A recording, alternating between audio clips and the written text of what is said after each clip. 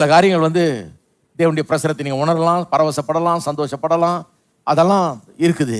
ஆனால் வெறும் ஒரு இமோஷனல் எக்ஸ்பீரியன்ஸ் கிடையாது. கிறிஸ்தவம் என்பது அறிவுபூர்வமாக சில காரியங்களை சிந்தித்து எடுக்கிற தீர்மானம்.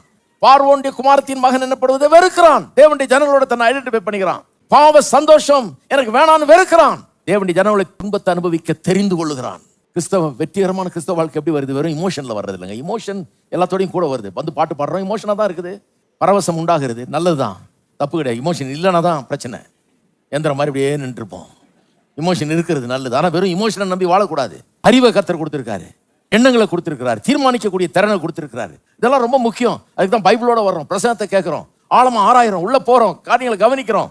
ஏன்னா நம்முடைய வாழ்க்கையில பல்வேறு காலகட்டங்களில் முக்கியமான தீர்மானங்களை எடுக்கிறதுக்கு இது உதவுகிறது. கிறிஸ்தவ வாழ்க்கைங்கிறது அப்படி அறிவுபூர்வமாக வாழக்கூடிய ஒரு வாழ்க்கை.